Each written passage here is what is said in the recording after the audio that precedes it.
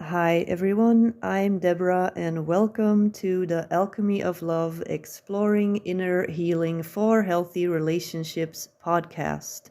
I'm an Akashic Records reader, angel communicator and channeler, intuitive artist and intuitive development coach, and I'm also passionate about trauma healing.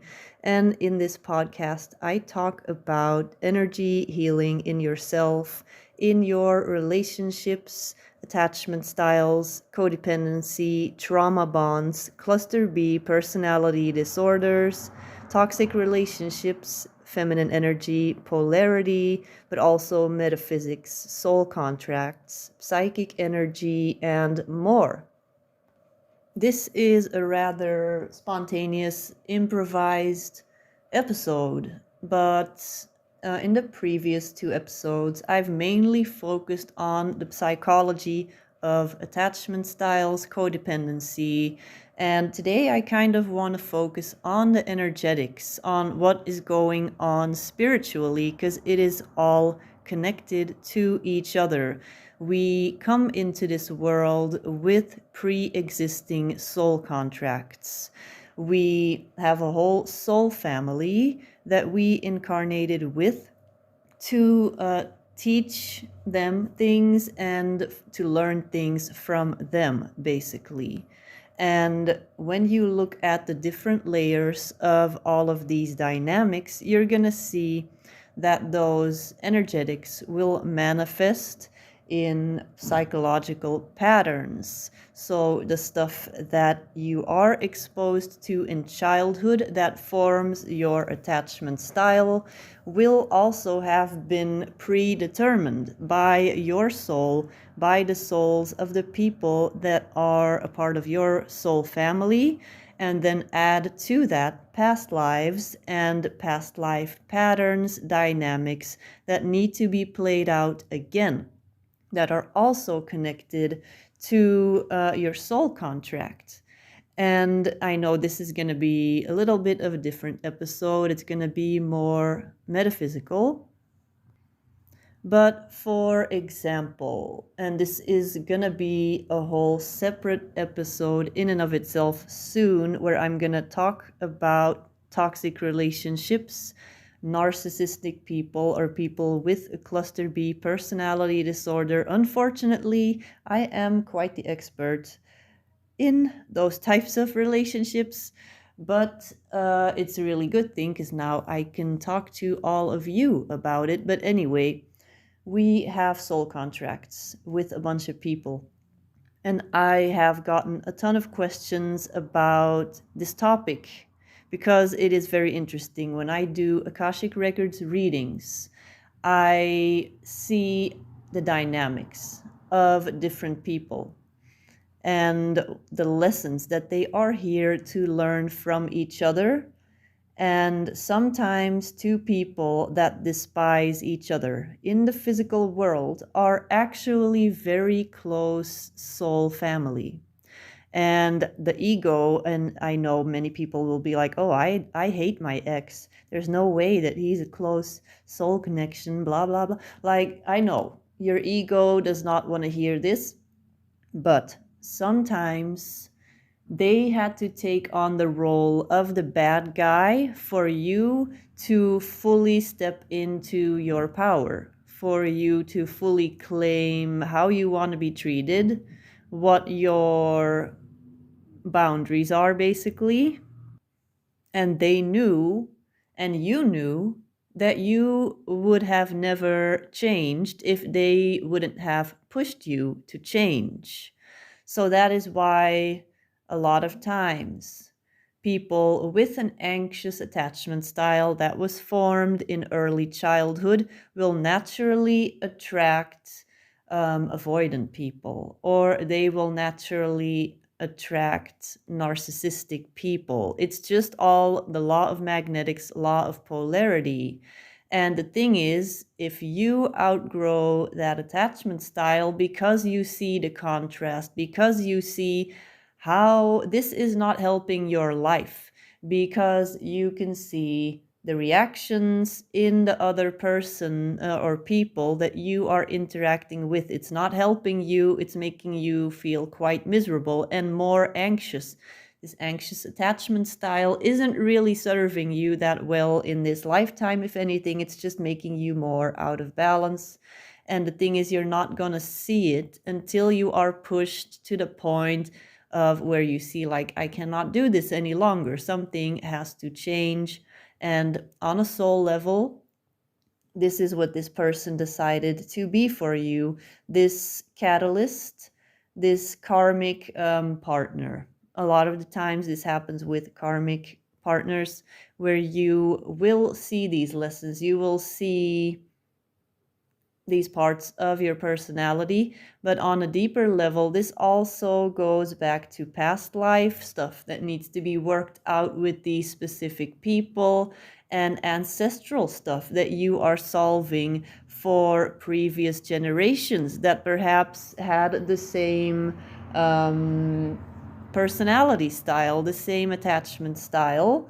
So you are solving stuff on all levels, because if you're going to look at it, genetically speaking, you have the DNA of your parents, they have the DNA of their parents, so your brain is going to be formed in such a way that it literally carries cells from your ancestors. And we see this in research that has proven that during World War, I can't remember if it's 1 or 2, that millennials, basically the newer, like, younger generations, I know that younger people listening now, they're going to be like, millennials are old. Don't say that. I'm a millennial and I refuse.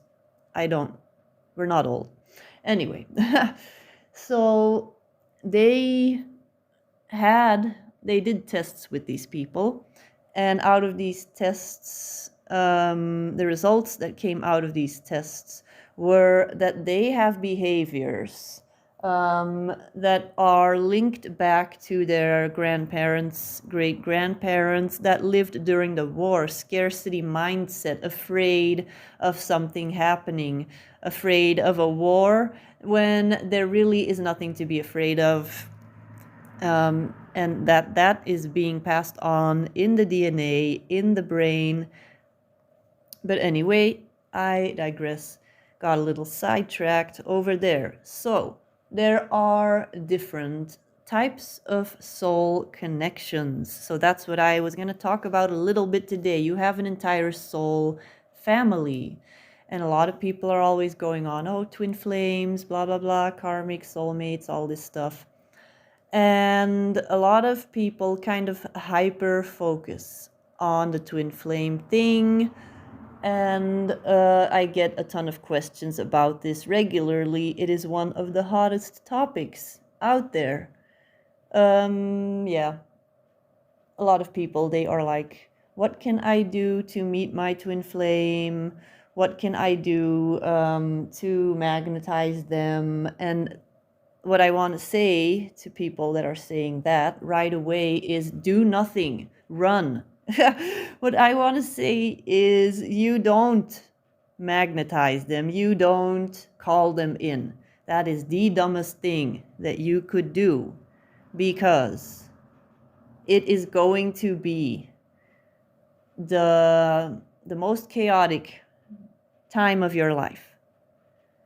If you are ready to do 100% of the inner work and face all of the things that your ancestors were not able to face all of the things from past lives that you have never been able to face up until now, patterns, shadows, things that you don't like about yourself, but you cannot walk away, you cannot look away.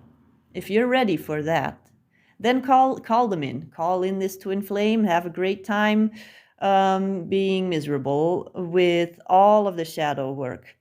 Now, I'm not saying this to discourage you, but a lot of people have horrible misconceptions about what a twin flame journey is. It is not a soulmate.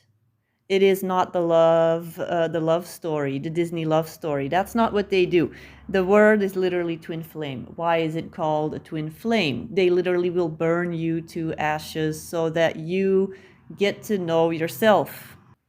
They are the perfect frequency match to your frequency, which means that it would be as if somebody has the brightest flashlight possible that is ever invented. There is no brighter flashlight than that one that exists. Only this one person carries this flashlight.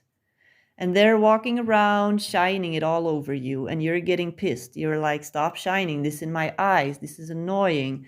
But at the same time, you are drawn to the light because it is like the brightest light you've seen.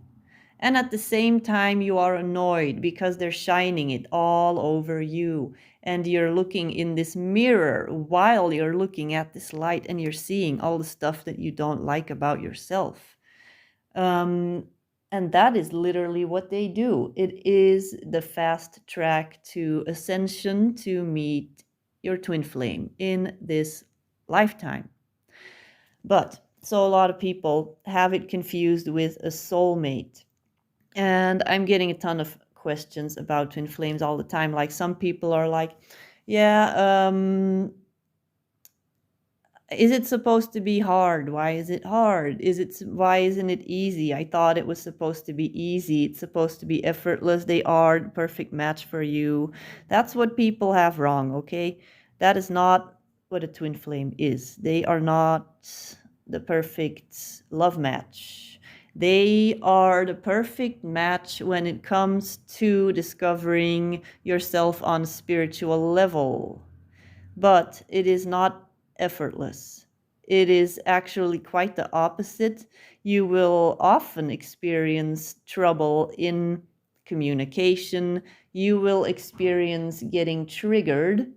The thing is, if you keep on working through these things, you also have this intense recognition because they are literally like the same frequency of your energy. So you will want to work towards a harmonic communication, connection with this person. But in order to do so, you're constantly going to be climbing over these obstacles. And the obstacles are your inner shadows.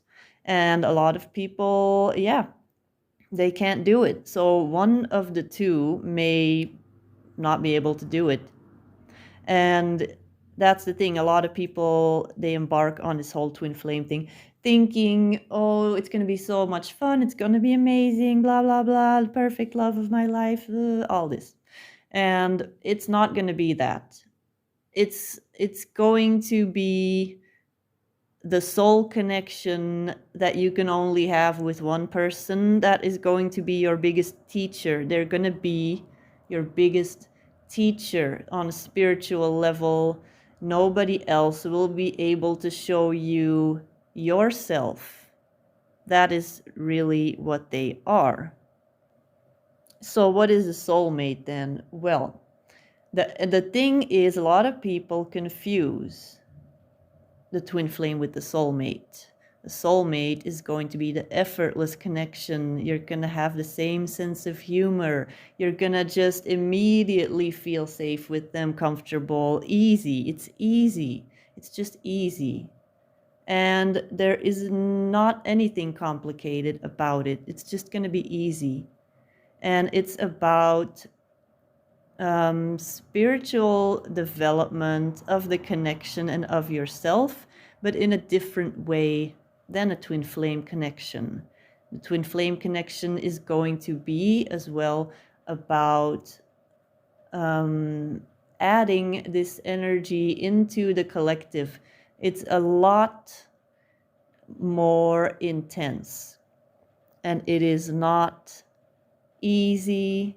It is not effortless. And that's what a lot of people have mixed up.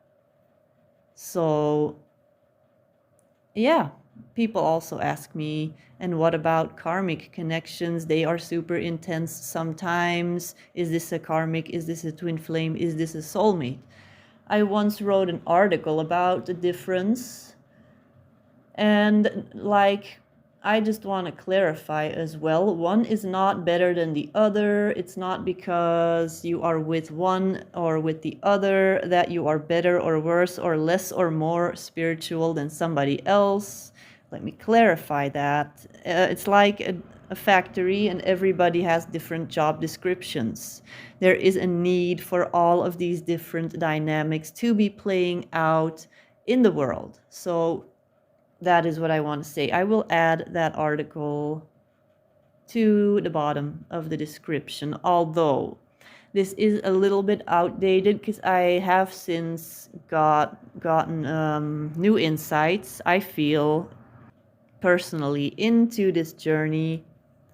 And one of those is, people have asked me too, is my journey, my spiritual journey, a failure because my twin flame is not doing the work? I've had multiple people, mostly women, reach out and say, I'm constantly working on myself, but my twin flame cannot be with me, and blah, blah, blah.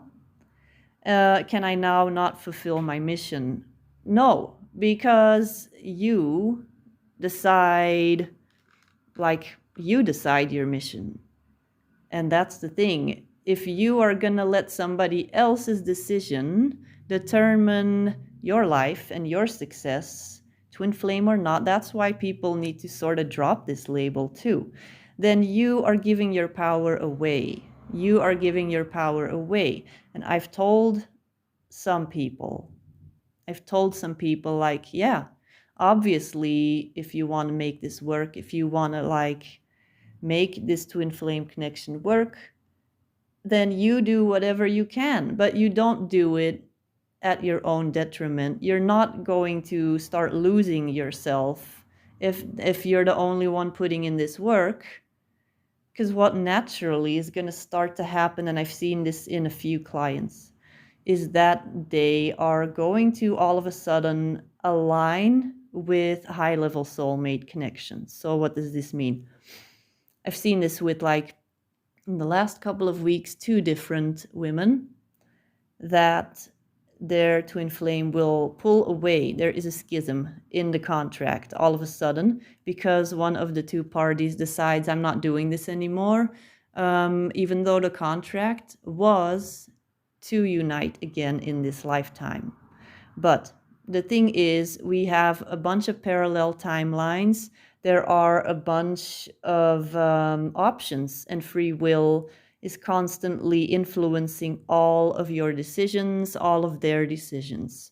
So what is naturally going to happen often when there is a separation or one of the 2 is not willing to continue with this journey towards harmonious union, is that the universe and God, whatever you want to call it, I don't like to use the word universe anymore because it is only a part of God, and God is not necessarily limited to the Bible.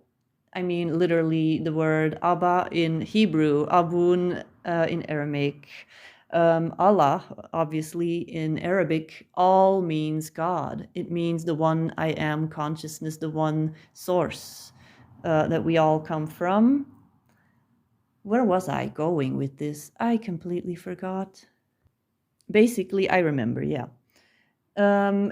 is constantly recalculating like a GPS. It is constantly recalculating, and you have this entire soul family.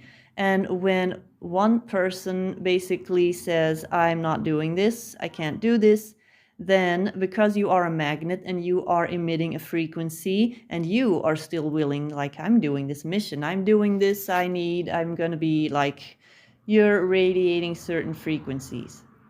So what's going to happen is that you will naturally start manifesting different connections into your life. and they are not going to be your twin flame, but that does not necessarily mean that they are not going to be meaningful. So people have to understand that it's not better or worse, because you can have a very meaningful high-level soulmate connection with somebody that is then going to take on part of this mission with you. So I have seen this, and then people will be so hyper-focused on this whole twin flame thing. And that is why, and I am on a twin flame journey, you have to understand. And most people on a twin flame journey that are deep into this journey will actually tell you, drop the labels, go into the feeling, and realize that we are all connected and that no one connection is more valuable than the other. It's all about frequency match, magnetics, and mission, and how you line up with people to work towards a shared goal, a mission. That is really what it is all about. And the thing is, ultimately, each connection, whether it's karmic, whether it's soulmate, whether it's twin flame, the ultimate goal of each connection is to bring you closer to yourself and closer to God. That is what each connection does. It is a lesson in getting to know yourself on the deepest level possible. That is why you are here. That is why you are here on planet Earth. And it's your entire soul family that is assisting you in you getting to know God through you. That is what is going on. That is what is happening each time you incarnate on a multidimensional level. You're getting to know yourself through God, through other people, in various past lifetimes, through your ancestors, through your childhood, through current interactions with other people. It's all a game of getting to know yourself at the deepest level possible. That is what we are doing here on planet Earth. So, sometimes you're gonna have people in your life, toxic people, that will show you the worst version of yourself, and they're gonna be the catalysts for you to see, how did it get this far? How did this become me? This is not who I want to be. And these people will push you to wanting to be a different, better, upgraded version of yourself. So in essence, you should thank these karmic partners, even though they may have treated you badly, because without them, you would not be who you are today. And you can thank your twin flame if you have one, because without them, you wouldn't be who you are today. Whether you're not together, you are together, whatever. You can thank your soulmate connections, because without them, you also wouldn't be who you are today, because all of these will always bring you back to getting to know yourself. And you can only truly get to know yourself through interactions with other people, through relationships. And that is what this podcast really is all about. That is what I'm doing this for. It is not about romantic relationships. It's not about finding something in the other person to make you complete. No, this is about finding yourself completely on the deepest level possible, and finding out more about yourself, finding out your patterns, psychological, behavioral patterns, how it's tied into energetics, all of this stuff, and how this ties into your childhood, how this ties into past lives, all this stuff. So yeah, I am going to be doing another episode soon about, more specifically, toxic relationships, the karmic relationships really, and narcissism, and why it happens, why you attract these people, how you can stop attracting these people. I'm gonna see if maybe I can have a guest on, and if not, then I'm just gonna be rambling on my own, because I can go on about that for a long time anyway.